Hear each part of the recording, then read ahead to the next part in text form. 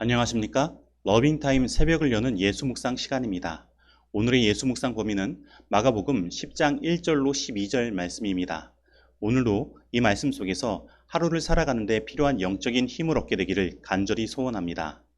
먼저 본문 말씀을 읽도록 하겠습니다. 예수께서 거기서 떠나 유대 지경과 요단강 건너편으로 가시니 무리가 다시 모여들거늘 예수께서 다시 전례대로 가르치시더니 바리새인들이 예수께 나와 그를 시험하여 묻되 사람이 아내를 버리는 것이 옳으니이까? 대답하여 이르시되 모세가 어떻게 너희에게 명하였느냐?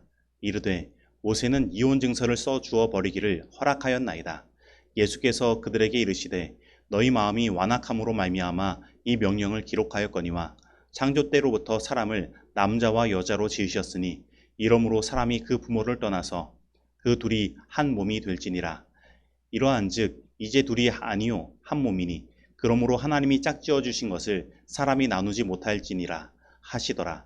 집에서 제자들이 다시 이 일을 물으니 이르시되 누구든지 그 아내를 버리고 다른 데에 장가드는 자는 본처에게 간음을 행함이요 또 아내가 남편을 버리고 다른 데로 시집가면 간음을 행함이니라. 마가복음 10장 1절로 12절 말씀입니다. 말씀 줄거리입니다. 바리새인들이 예수님을 시험하고자 사람이 아내를 버리는 것이 옳으니까? 라고 묻습니다. 그러자 예수님은 하나님이 짝지어 주신 것을 사람이 나누지 못할지니라 라고 말씀하십니다. 그리고 제자들에게 아내와 남편을 버리고 다른 데 장가들고 시집가는 것이 간음을 행하는 것이라고 말씀하십니다. 누가복음 9장 51절로 53절에 의하면 예수님께서는 본래 가버나움에서 사마리아 지방을 통과하여 예루살렘으로 가시고자 했으나 예로부터 사마리아 지방 사람들과 예루살렘으로 가는 유월절 순례자들과 충돌이 있어 왔던 터라 예수님의 일행이 예루살렘으로 향하는 것을 알고 사마리아 사람들이 받아들이지 아니합니다. 그래서 오늘 본문은 예수님께서 요단강 건너편인 베레아로 돌아 예루살렘으로 가시고자 나서는 장면으로 시작하는 것입니다. 예수님께서 베레아에 도착하시자 다시 사람들이 예수님께 모여들었고 예수님은 그들에게 말씀을 가르치셨습니다. 그런데 거기에는 예수님을 시험하려고 온 바리새인들이 있었습니다. 그리고 그들은 예수님을 시험하고자 예수님께 이러한 질문을 던지는 것입니다. 사람이 아내를 버리는 것이 옳으니까?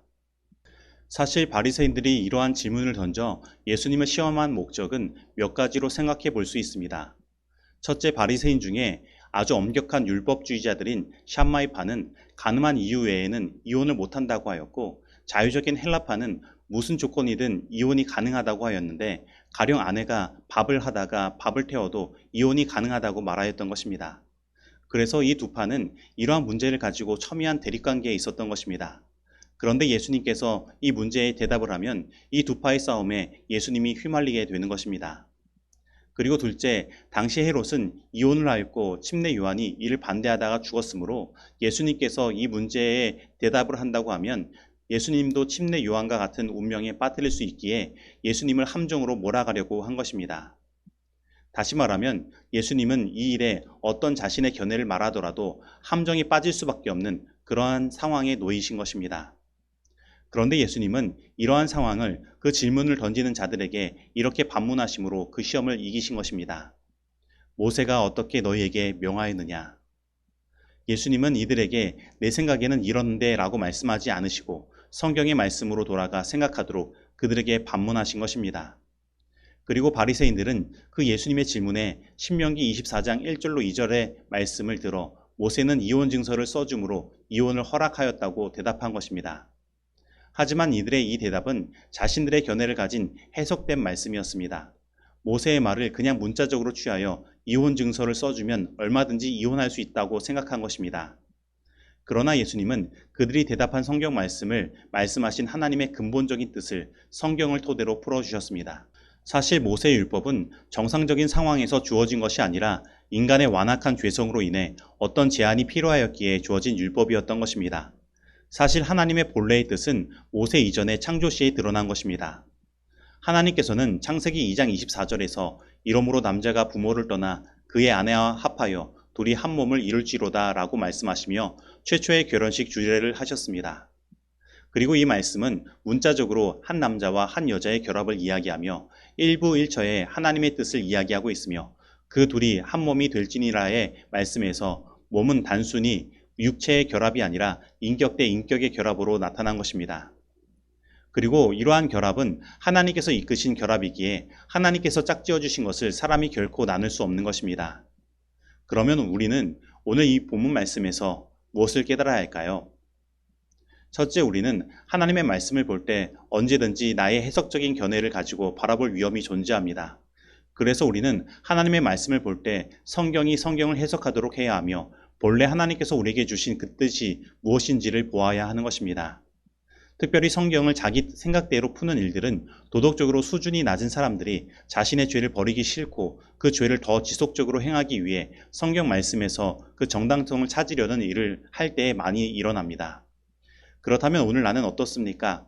하나님의 말씀을 나의 뜻대로 풀어 나의 행하는 어떠한 일에 정당성을 찾으려고 하지는 않았습니까? 만약에 그렇다면 오늘 진정으로 성경에서 하나님의 뜻을 찾고 그 뜻에 순종하게 되기를 바랍니다. 그들은 하나님의 율법에 거울을 쳐다보고 그들의 마음과 품성을 하나님의 표준에 일치시키는 대신에 그들의 마음속에 사단의 대리자들이 그의 깃발을 세우도록 용납한다. 타락한 사람들은 그들의 타락함과 죄를 내버리고 마음과 생애가 순결하게 되는 것보다 자기의 죄악을 지속시키기 위하여 성경 말씀을 그릇 해석하는 것이 더 쉽다고 생각한다. 이런 유의 사람들은 많은 사람들이 생각하는 것보다 더 많으며 종말에 접근할수록 더욱 증가할 것이다. 교회 증언 5권 141페이지의 말씀입니다. 그리고 둘째, 우리가 깨달아야 할 것은 우리가 시험해야 할 대상은 하나님이 아니라 우리 자신이라는 사실인 것입니다. 즉 하나님의 말씀은 언제든지 자기 자신에게 적용하여 자신의 완악함 곧 죄를 깨닫고 우리는 언제든지 주님께서 가라고 하신 그 길로 나아가야 하는 것입니다. 만약에 이 말씀을 자신에게 적용하지 않고 다른 사람에게 적용하든지 이 말씀을 가지고 다른 사람을 시험하고 공격한다면 우리는 이 말씀을 통해 그 어떠한 성령의 열매도 맺을 수 없을 뿐 아니라 오히려 교만의 열매를 맺어 사단이 가장 좋아하는 사람의 모습을 취하게 될 것입니다. 그러나 우리가 이 말씀을 먼저 나에게 성령의 인도하심을 따라 적용하여 실천하게 된다면 오늘 우리의 삶은 변화될 것이며 더 힘이 있어지고 더 많은 일들을 할 수 있도록 하나님께서 인도하실 것입니다. 빛과 깨달음을 주는 것은 단순한 하나님의 말씀의 문자가 아니요 성령을 힘입어 이해하고 마음에 적용한 말씀이다. 사람이 진실로 회심할 때 그는 하나님의 아들이 되고 신의 성품에 참여하는 자가 된다. 마음이 새롭게 되었을 뿐 아니라 지력 또한 강화되고 활기를 얻게 된다. 회개하기 전에는 보통 혹은 그 이하의 능력을 가진 자로 생각되던 자들이 회심한 후에는 전적으로 변화된 것 같이 보이는 사람들의 신뢰가 많이 있다. 청년에게 보내는 기별 65페이지의 말씀입니다. 그리고 우리가 오늘 본문에서 깨달아야 할 세 번째 것은 오늘 우리들의 가정을 돌아보는 일인 것입니다. 하나님께서 나의 아내와 남편을 나와 부부의 연을 맺도록 인도하신 것은 단순히 육체적인 관계만을 위해서 하신 것이 아닙니다. 오늘 본문 말씀에서 하나님께서 짝지어 주신 이라고 할 때에 짝을 짓다에 쓰인 헬라어 단어는 함께 멍에를 매다라는 뜻도 가지고 있습니다. 즉 부부는 함께 어려운 일들을 헤쳐나가는 돕는 배필의 관계에 있으며 사랑을 받으려 하기보다는 주는 일을 통해서 더 강화되고 더 깊은 사랑으로 인도되는 것입니다. 그리고 이러한 결합의 중심에는 하나님께서 계신 것입니다. 사실 남자와 여자는 세상에서 말하는 것처럼 하나는 화성에서 오고 하나는 금성에서 온 것과 같이 너무나 다른 존재입니다. 그러나 그 속에 하나님께서 계시며 그 사이에 사랑을 부어주실 때 그 다름이 오히려 장점이 되어 함께 멍에를 매는 일에 도움이 되며 둘의 사랑의 관계는 더 깊어지는 것입니다. 그래서 부부 사이에 있어서 이 둘을 친밀하게 연결할 수 있는 연결고리는 하나님이시라는 사실을 우리는 항상 인식하고 하나님과의 바른 관계 속에서 살아가야 하는 것입니다. 그리고 하나님께서 짝지어 주신 것을 사람이 나눌 수 없다는 것은 하나님께서 그들이 더 깊이 사랑하고 연합할 수 있도록 인도하시고 힘을 주신다는 약속도 포함되어 있는 것입니다. 그러므로 오늘 혹 부부 사이에 소원해진 일들이 있다면 오직 하나님께서 그 둘 사이의 중재자 되셔서 다시 연합하게 하시고 서로 돕는 배필로서 서로 위하고 함께 멍에를 지는 참된 사랑을 나누게 되기를 간절히 소원합니다. 그대와 관련된 사람의 마음이 친절과 동정의 결핍으로 굶주리지 않게 하라. 부부는 피차의 사랑을 강요하는 이보다 이를 서로 주도록 할 것이다. 자신에게 있는 가장 고귀한 것을 배양하고 피차의 남의 장점을 인정하기를 빨리 하라. 이해를 받고 있다는 자각은 놀라운 힘과 만족을 주는 것이다. 동정과 존경은 고상한 것을 추구하는 노력을 고무시키며 사랑 자체는 그것이 고상한 목적을 위하여 자극될 때에 더 증가하는 것이다. 교회에 보내는 겉면 129페이지의 말씀입니다. 적용하도록 하겠습니다. 오늘 나는 하나님의 말씀을 하나님의 뜻대로 푸는 것이 아니라 나의 생각대로 풀거나 그 말씀을 자기 위주로 풀어 자신의 죄를 정당화하고 지속하려고 하지는 않았습니까? 오늘 나는 하나님의 말씀을 나에게 적용하기보다는 다른 사람에게 적용하거나 공격하라는 목적으로 사용한 적은 없습니까? 오늘 나는 나의 아내나 남편에게 사랑을 받으려고 노력하기보다는 돕는 배필로서 사랑을 주고 함께 멍에를 매며 부부관계를 더 깊은 사랑으로 인도하시는 하나님을 항상 모시기를 원하고 있습니까? 오늘 이 말씀 속에서 내가 실천해야 할 것은 무엇입니까? 기도하시겠습니다.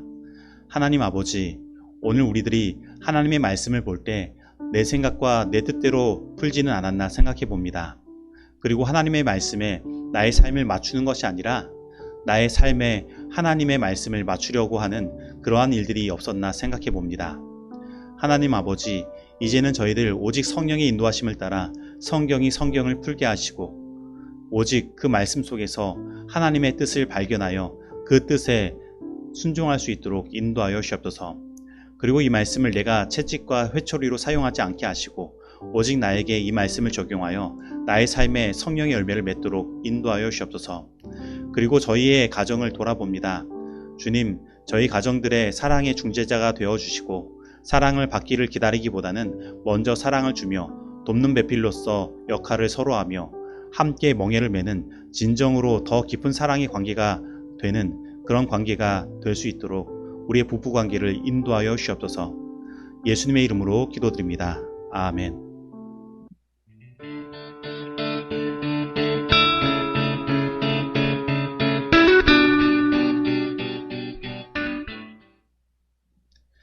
함께 기도하는 시간입니다.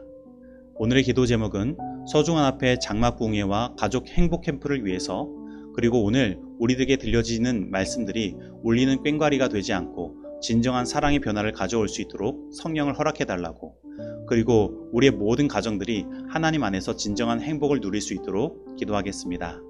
음악이 진행될 때까지 위의 기도 제목으로 개인 기도하시겠습니다.